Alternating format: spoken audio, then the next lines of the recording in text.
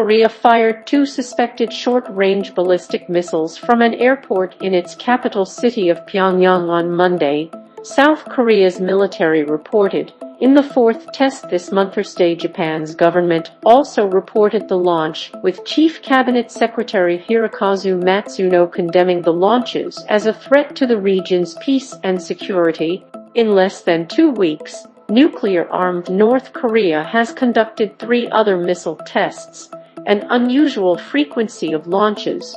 2 of those involved single hypersonic missiles capable of high speeds and maneuvering after launch, while the last, on Friday, involved a pair of short-range ballistic missiles SRBM fired from train cars.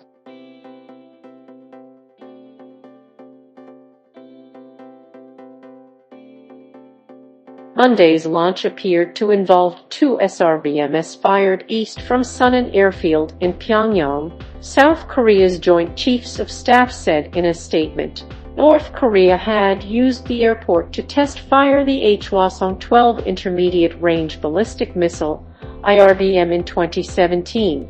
The latest launches have drawn both condemnation and an appeal for dialogue from a U.S. administration that has imposed new sanctions over North Korean missile launches and is pushing for more.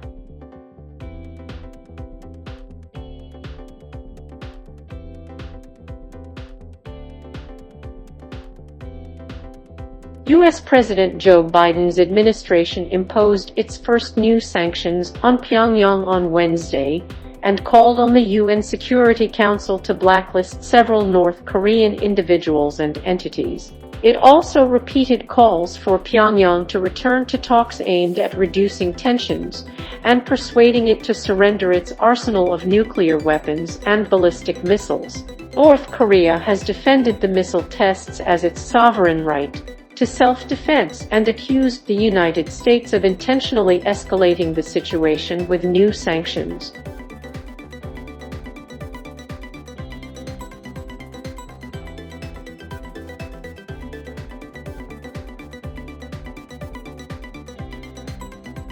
In a statement ahead of Friday's missile tests, the North Korean Foreign Ministry said that although Washington might talk of diplomacy and dialogue, its actions showed it was still engrossed in its policy of isolating and stifling North Korea. The launches came as North Korea, more isolated than ever under self-imposed border closings aimed at preventing a COVID-19 pandemic, appeared to be preparing to open at least some trade across its land border with China.